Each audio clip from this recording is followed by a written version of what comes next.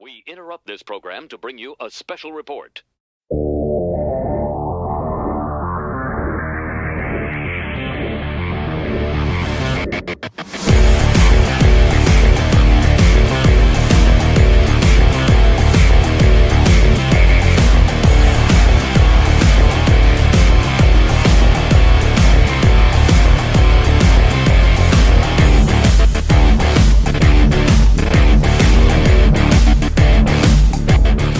All right, welcome back, everyone, to the season 2, episode 2 and a version half.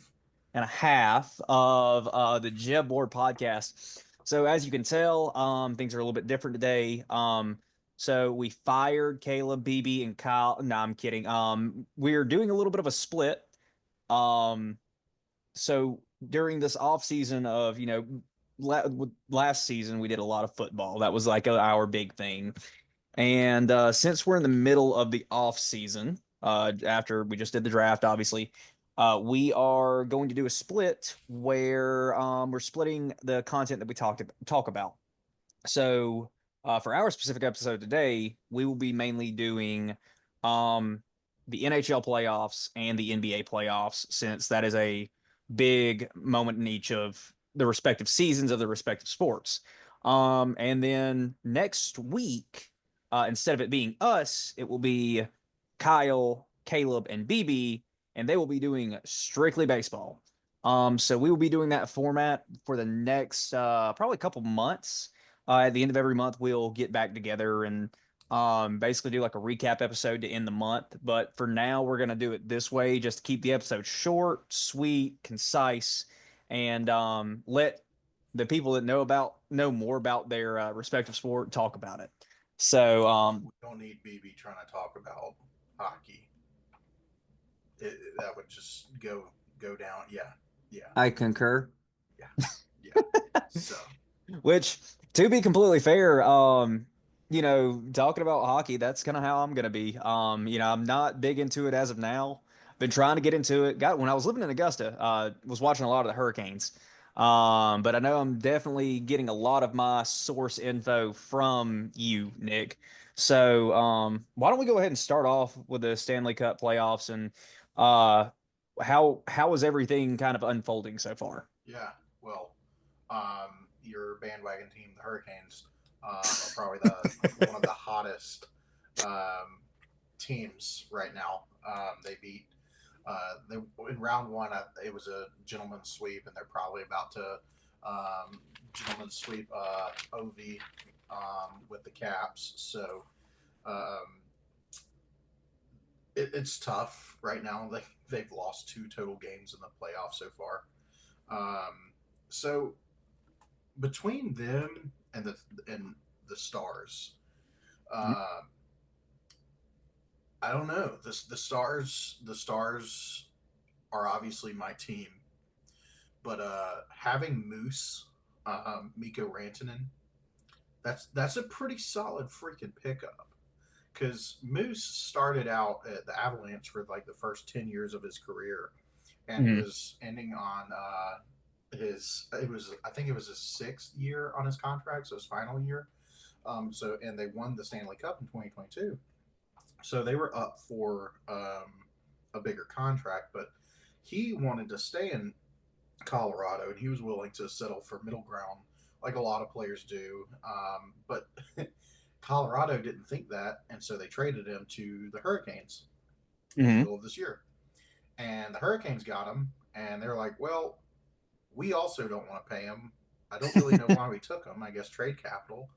Um, and we're going to send him to the Stars, and they can, pay him all this amount of money. The Stars somehow got away with doing an 8 year, $96 million contract, $12 million a year, the same Wow. contract that he would have accepted at Colorado or the Hurricanes.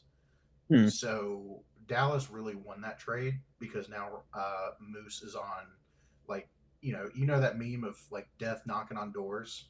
Yeah. That's Moose right now. He just buried the Avalanche. He leads the NHL with 19 points in the playoffs, 9 goals, two of them being freaking hat tricks, or six Crazy. total, two hat tricks in total. Yeah. Um, Like Buddy is going through and just on a rampage. So, to put it in perspective for someone that doesn't know hockey, you said that his contract is 8 years, $96 million. So, what is your superstars getting paid? Like your best players in the league? Yeah. What are they? So What's the contract look like? right now, Austin Matthews, I think the highest that's ever been was Ovi Ovechkin Hmm. in Yeah. 2008, and that was like 136 million. Okay. And Over then how many right now, years? it was a 13 year. It was a long, Jesus. yeah. They're long contracts, and Like they're not baseball getting paid contracts. like yeah, they're not getting paid like some of these NFL because hockey players they have the longevity to play and be in their prime for more than 5 years, Hmm. like an NFL team. So like right now, the highest paid I believe is Austin Matthews at 16.7 million a year. I think he's on Okay. like a 9 year. So like 12 million a year is not breaking the bank. That's like your, I guess like an Aaron Rodgers contract right now. Yeah. But right before he left Green Bay, so it's like it was high at the time, but it's kind of middle of the pack once you have all these new contracts come out, and so Dallas really got away with kind of lowballing, and Dallas has Dallas is either made up of a bunch of rookies that they drafted, and there are only Wayne Johnston. He just turned 22. There, yeah, he was their third leading scorer. So there, he's still on his rookie contract. So it's either that or a bunch of old veterans that they picked up, like Hmm. Granlund that just had a hat trick last night, and he's on year 15 or 16, and so he's on a smaller contract. So they're really able to afford to hire one, but they were able to get away with only a 12 million a year for Mikko Rantanen, who's in his prime. So, and as you can Rantanen see right Tannen. now, yeah. So Moose has definitely done everything, and plus Jake Ottinger is Mhm. playing out of his freaking mind. Oh yeah. He's had like a cup, like basically if a team scores like two or three, the game's pretty much over. Hmm. But when it's a tight game, Otter he's got over a 900% or a 90% save percentage right now. So Otter's doing great. And it was funny last night. They were at the Stars and they're playing the Jets, who was the President's Cup winner, which is basically like your number one overall seed, the best regular season team. Yeah. And their starting goalie was the United States starter that Otter backed up during the All Star Weekend, the Four Hmm. Nations. And so when during the game last night, when Dallas was winning 3-1, the crowd was chanting "Otter's better" because Hmm. Otter was his backup during the thing, and they're about to again. It's 3-1 right now with the Stars. So again, the Stars just they're playing really well collectively. Hmm. You've also got the Oilers, which I really hope they beat Vegas because one, I hate Vegas, Yeah. but two, after last year, after the Oilers sent Dallas home in the Western Conference Finals, I'm ready for the revenge kick. So That's it's fair. right now it's looking like the Stars and Oilers, and then Hmm. lastly the Panthers and Maple Leafs, which that is a hell of a series right now because Maple Leafs Two started two. out 2-0 against the Panthers, and obviously the Panthers are the reigning champions, and the Panthers just tied it up. So we'll have Game 5 tonight. So that'll be a really big. This game is going to kind of, I won't say decide the series, but it's gonna. I mean, it's Game 5 on a tied series, so Yeah. it's very important. Well, and to another question too, since you followed like the Stanley Cup playoffs more than I have, especially over the past 5 6 years. Um, when I look at the playoff itself, there's not really a lot of close series, especially in that first round. Is that something that you see a lot? Like you see just a lot of like sweeps or 4-1 wins or which I know that also is like it's it's a kind of a not necessarily an accurate thing to say because I'll use the Stars as an example when they were playing the Avalanche and they were down 2-0 with 6 minutes left or 4 minutes left, and they scored 4 goals in 4 minutes, basically. Yeah, because Moose had 3 of them in the last 6 minutes. Yeah. So, Yeah. but my question is like even in round two right now, I mean, like you said, Yeah. there's potentially 3 gentlemen sweeps in the 4 semifinal games. So is this like a normal thing? Is there that much parity between like the top teams in the playoff and the bottom teams in the playoff, or is this like a one-off year? It's really dependent each year on the depth. Uh, I guarantee you at least 2 of these, probably the Jets, and I'll probably say Vegas. They'll both win their next game. Hmm. So they'll the series, both of those will probably end 4-2, Hmm. and then I think the Canes will end up beating Ovechkin and the Caps. Hmm. So I think you'll have that, and then like you had the Stars and the Avalanche, and it was competitive, but also the Stars, talking about the depth, like they played the entire first round without their leading scorer Jason Robertson and their Yeah. defenseman Heiskin.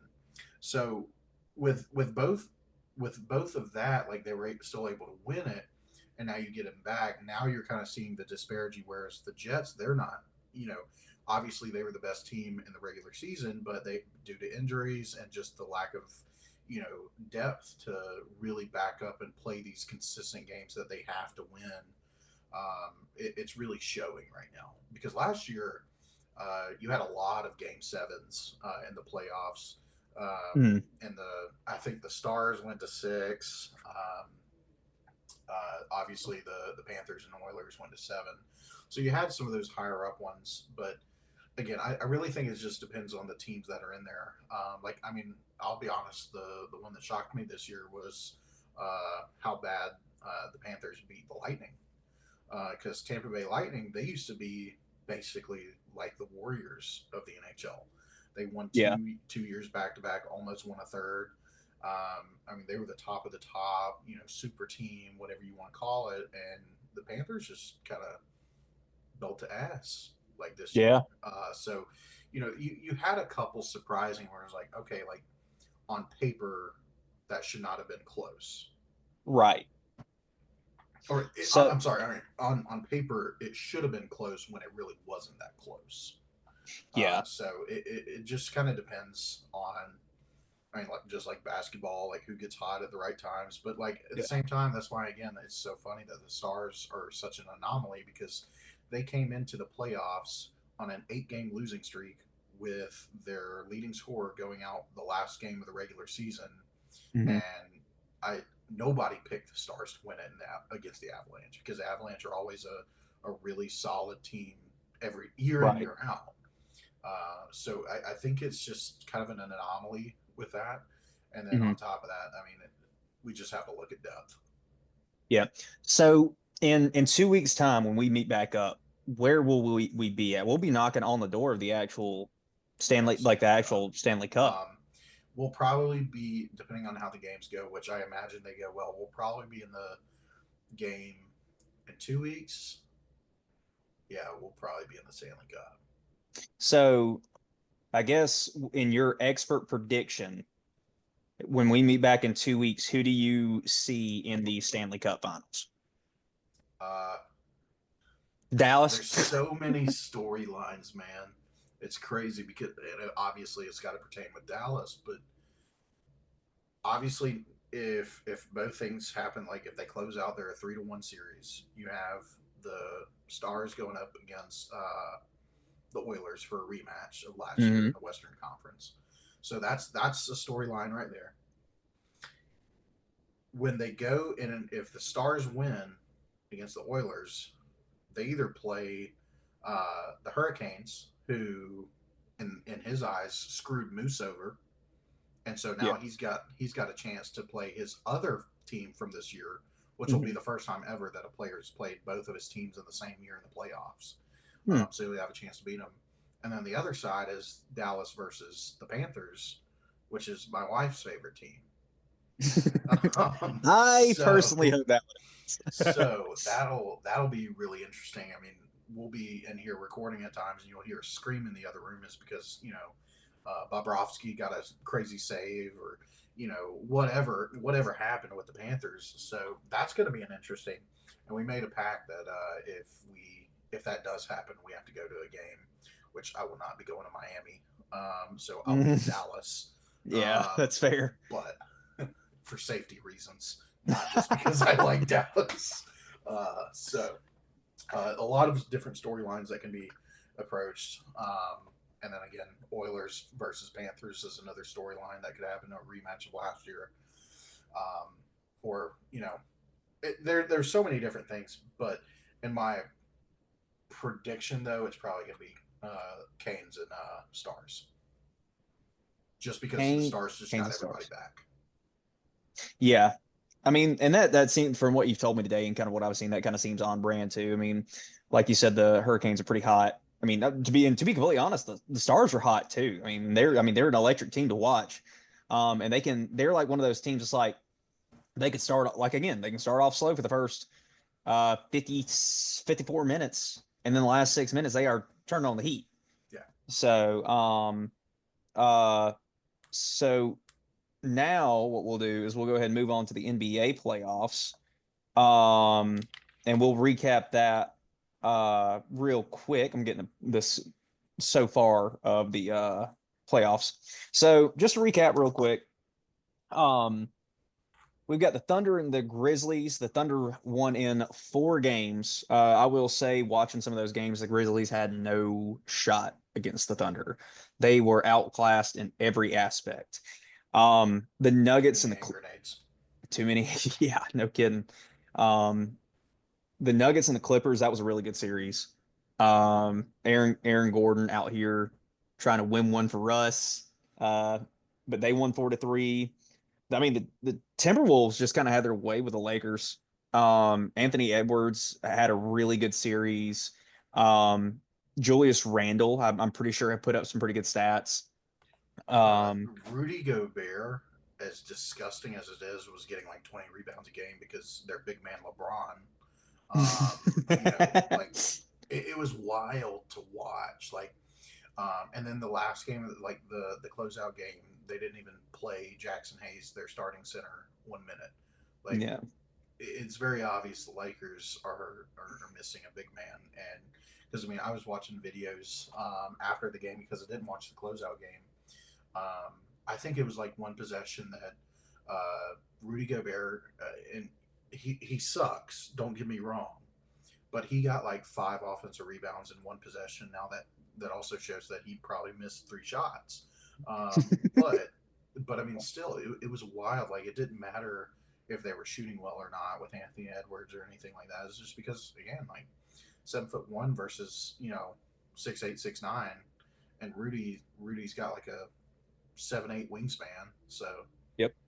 Well, and then honestly, one of the most entertaining series of the first round on the Western Conference, at least, was the Rockets and the Warriors, because I did not realize those two teams hated each other like they do. Like, it was hostile. Yeah. You had Draymond Green Draymond Green had his post game rant the other night. But him like getting aggressive. Dylan Brooks on the other side doing Dylan Brooks things. Draymond Light over there. So it was that was just like a knockdown, drag out series. So obviously with the Warriors coming away with that. And then we moved to the Eastern Conference. The Miami Heat had no shot against the Cavaliers. And me being personally like in the NBA, a Heat fan, it was just like I didn't even watch the series because Jimmy Butler doing what he did during the regular season and basically sitting out and then getting traded to Golden State. It's like, okay, our best player is Bam Adebayo, and don't get me wrong, he's a good player, but he's like a 6'9" center, and he's really athletic, and he does well guarding bigger guys because he is athletic and quick and still strong for his size. But I mean, the Cavaliers guard play is insane. So, and then on top of that too, I mean, Jarrett Allen is a great. He's kind of like Rudy Gobert. You don't really lean on him that much for scoring. Now, sometimes he'll pop off for 24, but you don't really lean on him from scoring. But he's going to get 4 or 5 offensive rebounds a game and give your team a chance to put up more shots. Plus 2 to 3 blocks. Exactly. Then we have the Pacers and Bucks that were at 4 and 5. I mean, the Pacers. What you were saying about the Hurricanes about being the hottest team in the playoffs right now, that's the Pacers. Which And we'll talk. Hilarious. It's crazy, especially with Tyrese Halliburton being named the most overrated player in the NBA. So they sent Kyle's Bucks home, and now Giannis is looking to relocate somewhere that doesn't have a state income tax. So then the Knicks and the Pistons, that was chippy series too. There was some back and forth, which is funny to me that the Pistons made the playoffs because remember they started off so terrible at the beginning of the year this year, and then they went on a tear. I think they won at one point. They won like 9 or 10 straight, and then they won another 6 or 7 straight. So they earned their way into 20-game stretches. They were going like 18-2 consecutively towards the back half of the season. It was crazy. Yeah, so they did a really good job of getting themselves there. And they made the series somewhat competitive. I mean, it wasn't like a blowout. It was a 4-2 series. And then finally the Celtics and the Magic. I mean, what do we really expect there? The defending champions, Boston Celtics, against a very, very young Magic team, which it's good to see that the Magic are trending in the right direction because all they have is young talent, pretty much. I mean, you've got a guy like Paolo Banchero, Wagner. It's just like the Rockets and the Pistons. And Yeah. it's kind of, again, like we were talking last episode about the NFL trending in the right direction. As far as development and only development is the NBA trending in the right direction. Because again, you're seeing a lot more teams come in because they were terrible a couple years ago. It's like, well, now they've built up a roster and not just first round picks or anything like that. Like again, the Rockets, like Tari Eason in the second round, he's getting quality 20 minutes a game. You've got people like Cade Cunningham who was a higher draft pick, but I mean he's kind of the face of the Pistons now. But you've got like people like Isaiah Stewart, like literally your Draymond enforcer. You've got people like that, and then obviously Paulo, and then the I forget their names. No, it's Franz Wagner. Like people like that, like and they're only 3-4 years in. So it's like a ton of development is going on right now, which is really good to see because it's actually impacting their teams. Unless you're like the Hawks or the Wizards, who don't know how to develop. Right. They just I don't know. Like living in Atlanta, which obviously I'm on the road again this week. But being in Atlanta and just like people, it's gotten to a point. People are so perilous about the Falcons. Like you see, obviously I'm on Atlanta sports Twitter. People are perilous about the Falcons. People are perilous about the Braves. The people in Atlanta don't give a shit about the Hawks. They know they suck. So they just don't. They don't care anymore. And Trae Young, for as good as he is, I mean, dude almost averaged a double-double in points and assists. But it was funny because they were like, how does he have at one point 10 assists a game? He has no one to pass it to. The John Collins experiment did not work out for them. So that I don't even know. Is it Jaren Jackson's not on the team? Who is the what's his name? DeAndre? They traded away DeAndre Hunter. Man. No, they have they have the number one. It's hilarious. Oh, yeah, they had the French guy. Yeah, Zyker or something like that. Yeah, I don't know. It was everybody was like, oh, nobody really knows who he was. Yeah, still don't. You got Clint Capella somewhere passing out waters. So it's like another Rudy Gobert. Yeah, a really worse Rudy Gobert. Yeah, so Walmart brand Rudy Gobert, if that means anything. I don't want to spend too much time on the Hawks, but it's just funny seeing the development between that and like, you got Trae Young, who I think everybody, they talk so bad about Luca on defense, but like if you really want to see some bad defense, watch Trae Young. Like that man literally just moves out of the way, and Yeah. I like they game plan for him to just swap off ball every single time. Mm-hmm. So it's bad. He literally goes into playing defenses like it's not worth it. Yeah, he looks like me on 2K, like trying to get ready for like the fast break. Uh, So he's already back on like the other. He's cherry picking. So yeah. it's bad. So moving on into, so we're in the conference semifinals now, is where everything currently stands. Except for the Um, Pacers.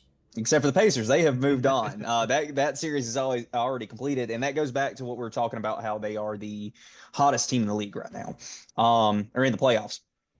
They 4-1 gentleman's sweep of the Cavaliers. Again, it was like the Cavaliers also blew so many 20 to 15 to 25-point leads. Like it was just like the Pacers. It's almost like it's not even really a slow start, because there was times they jumped out on them, but they would get down, they would hit a slow spot, and then in the end of the third, beginning of the fourth, or midway through the fourth, here come the Pacers again. So I don't Which know. I think too, the Pacers are another one of those teams that it's like they've done well in their drafts, but they were never that bad to begin with. Like they were always okay with Miles Turner and Tyrese Halliburton. Like, but then Yeah, you have like what's his name? Nimhard that came through. And then more recently, like I think it's Benedict Mathurin. Mathurin. Yeah, Mathurin. Okay, and then they had Obi Toppin. Like you've got all yeah, these different guys that were like, oh, that's a good solid role player that you want on your team, like a Aaron Gordon. It's like yes. you have a bunch of those, and Mm-hmm. they just play really well. It's like and then on top of that, they have a backup in Thomas Bryant, only averaging like 7 points, but like for a backup big man in the NBA, unless you're like Nas Reed for the Timberwolves, like you Mm-hmm. don't need to average 12 to 13 to 14. Like get your quality, high proficient shots and play defense, and that's exactly what they did. And it was really surprising to watch the Pacers dismantle the number one overall seed in the Eastern Division, like how they Yeah. did. Like it was pretty wild. Well, and speaking of dismantlement, I mean, we can go two ways with this. We'll stay on the Eastern Conference though. The Knicks and the Celtics, their game is tonight, I believe, and the Knicks have a 3-1 lead. And obviously, the big news in that series is that Jason Tatum has torn his Achilles. The prior final, he did it for Kobe. Yeah, I mean, dude, the memes of saying like, "Wow, he is farming everybody," and it was him in the picture in the wheelchair, and it was the same thing with Paul Pierce. Yep. Yeah, so they Pierce just shat his pants. So I mean, this is a yeah, little bit different, but well, yeah, yeah, it's okay. Uh, Jason Tatum's ankle shat. So, yeah. um, but yeah, I mean, I don't. This series is going to end tonight. I just don't see anything changing, and it's crazy too. It's like the Knicks are just using the power of friendship. I mean, that's literally what it is. Jalen Brunson, Josh Hart, and then Carl Anthony Towns. Oh my god. Oh my God, that's not a foul. Like those three guys are like leading the Knicks to the promised land, which is something we like. The New York basketball sports scene has been waiting for years. I mean, they haven't had this much success. I wouldn't even say in the Carmelo Anthony days. I would say that we're looking at like when John Starks and Patrick Ewing was there in the 80s and 90s. Yeah. So I mean, this is going to be a big thing for them to face the Pacers, the number 3 and the number 4 in the Eastern Conference, meeting in the Eastern Conference Finals. And then on the other side, we've got the game tonight, Timberwolves and the Warriors, which is a 6 and a 7 seed. And this series started out after the Lakers, or the Timberwolves took down the Lakers, and Anthony Edwards had a terrible game one. Yeah. Like he ended He up was with about 10 for the first half. Yeah, he ended up with I think 20 something point, like 22 points, but shooting was abysmal. He Yeah. shot like 10 of 26 or something like that. It was terrible. And everybody was like, "Oh, he shouldn't have talked so much crap. Like he's like like he shouldn't have focused so much on LeBron. He should have just kept to himself." Well, they came back and won 3 straight games. Yeah. And you can near almost say the same thing what we were talking about with the Lakers. The Warriors don't necessarily have a true big man. They don't really have like they have Draymond Green and they have Kevon Looney. And okay, Kevon Looney is a 6'9" center. So those are your big guys. And on top of everything, Steph Curry gets hurt, having a nurse an injury. And so now they go into the situation they had last year where instead of it being Steph Curry is the one getting double teamed, and then they trade for Jimmy Butler, and now they can split because they have to guard both of them. Now Jimmy Butler's going to get double teamed. What also helped out the Warriors was that Draymond Green started off like 4 for 4 on threes or 5 for 5 on threes. And that is his game of the century. And now he's back to averaging quadruple singles. Yeah. So a lot of tackles and nut yeah, taps, nut kicks, choke slams. I think he registered. I think in game 3 he registered a sack. Yeah, at least 2 TFLs. But I do know, which I mean, I really don't think is going to matter. I think he's like one flagrant away from a suspension. But they may not make it to that suspension. He's gonna get it. He's gonna get it with 2. It's gonna be like 2 minutes left, and the game is gonna be like a 12-point game with 2 minutes left or something, like kind of out of reach. And he is just gonna mollywop Anthony Edwards. Go one of 2 ways.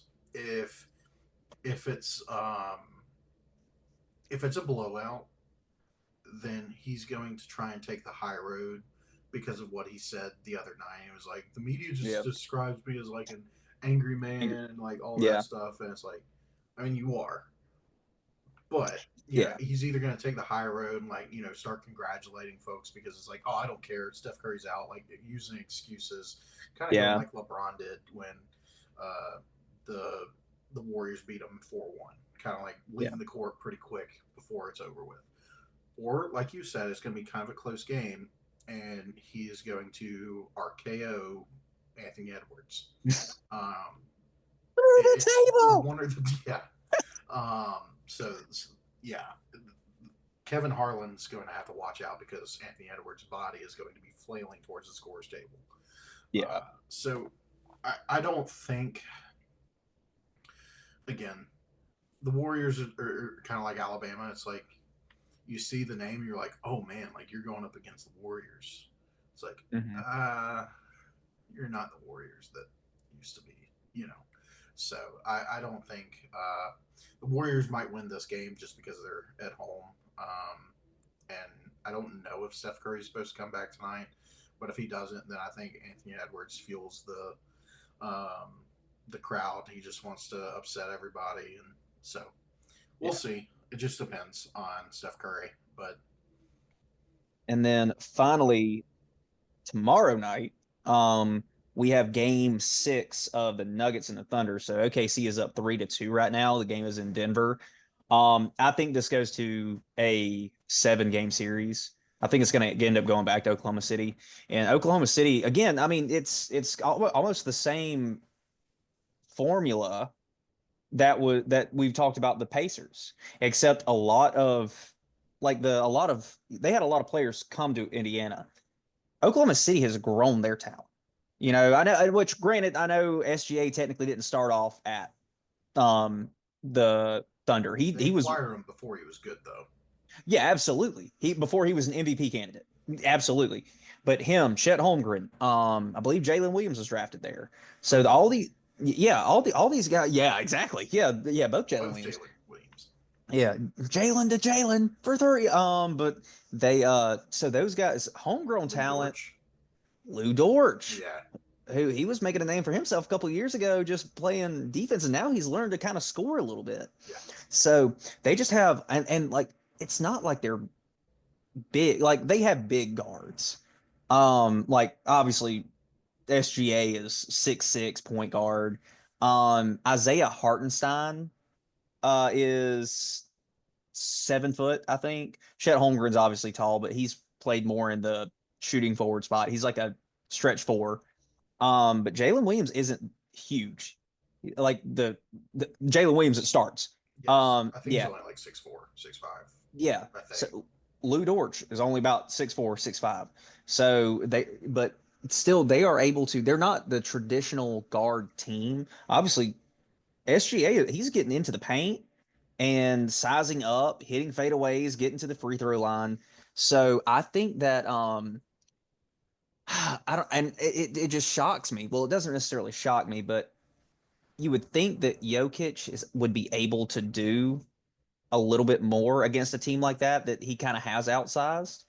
But it may not just be him. I mean, he's in this series. He's averaging 13 and 15 and Michael Porter 5 Jr. rebounds. is what's killing the Nuggets right now.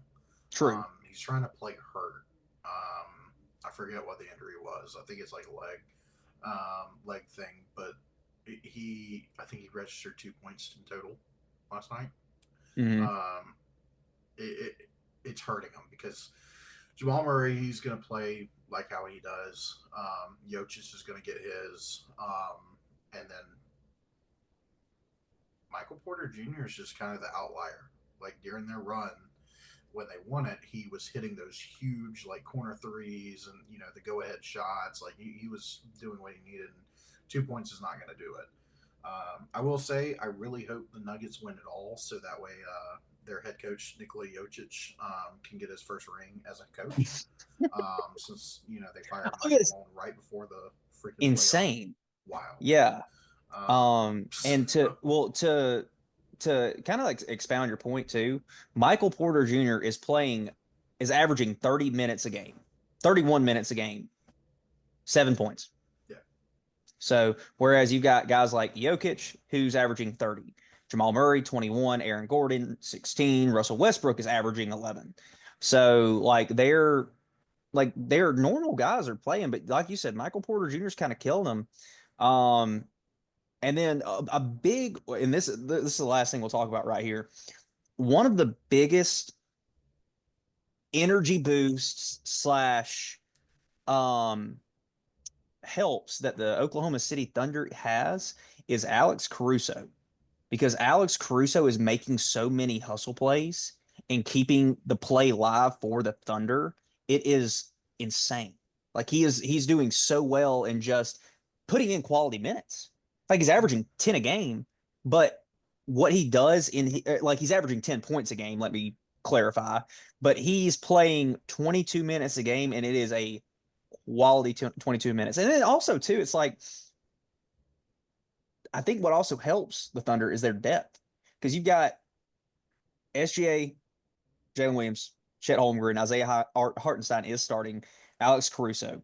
You also have Dort, who's playing 27 minutes. Aaron Wiggins, who's playing 14 minutes.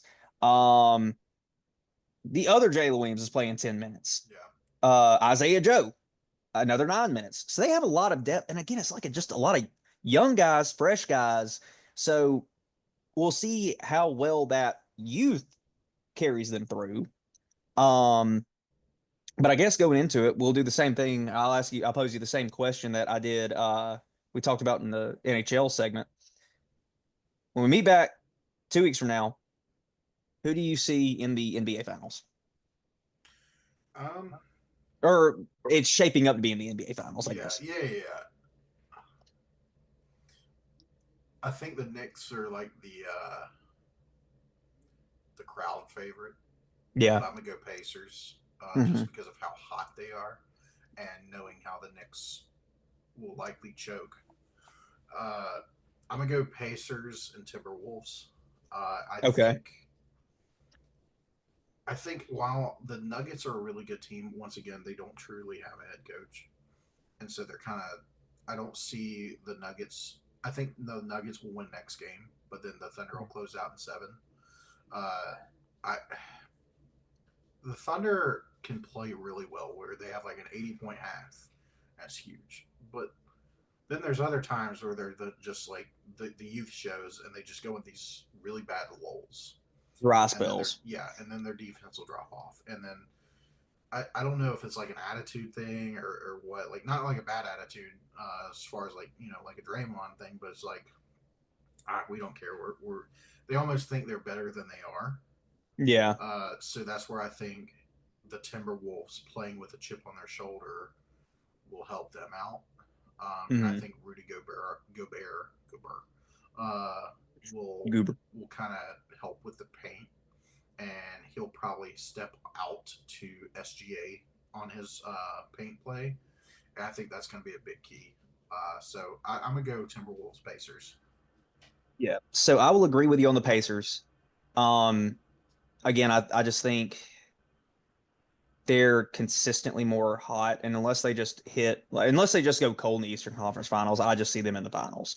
Yeah. I think they match up well against the Knicks. And that's pretty much all I got to say about that. I mean, we're going Pacers there for all the reasons that you said. On the other side, I think the Thunder is gonna make it to the NBA Finals. I think it will be a good matchup with them against the Pacers because again, similarities. I think it will be a 6 or 7 game series for sure. Um, I think that they will match up well against. They're not going to let Rudy Gobert get every single offensive or get 4 offensive rebounds in one possession. Yeah. Hartenstein is big enough to grab rebounds over him. Julius Randle will be matched up against Chet Holmgren, and I feel like even though Chet Holmgren is 7 foot, 120 pounds, I think he will be able to provide length to contest shots unless he just bullies him in the paint. Yeah. And then you got your guards that are going to be matched up against Anthony Edwards and Mike Conley and their guards. So I think and honestly, both teams have decent depth too. You mentioned Nas Reed earlier, and I mentioned Caruso and Dortch and the other Jalen Williams. So I think it's going to be a good matchup. I think what it's going to come down to is, and I'm not. What's going to come down to is how well SGA plays. Who do they match up against him, and how well does he play? Or yeah, honestly, like how because he's going to hit his free throws, but um, like, are they going to match up Mike Conley against him? Because right there, you have a size differential. I mean, that's going to be a 5 inch and however long reach. Are they going to make Anthony Edwards guard him and expend that energy on the defensive side?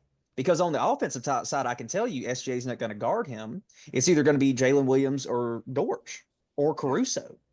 So I don't know. I think that's going to be a really good series in the Western Conference Finals. But I do think the Thunder makes it through, and I think we see like a Oklahoma City and Indiana finals. I think it'd be a fun finals because I think the Thunder 100% have the most potential. Yes. And if they use all their potential, they should win all of it. Yes. But again, we'll see. I think it's an interesting thing to watch over the next week and a half. Well, we're sure. But all right, everyone. Well, we're gonna wrap up here with episode 2 of the Jeb Board podcast. Go check out our socials and tune in next week for BB, Kyle, and Caleb Naylor with their baseball episode. I don't know if they have a name for their episode or for their series yet. They don't. Yeah, but we will see. I'm sure it will be entertaining. So until next time, everybody, don't get hard counted.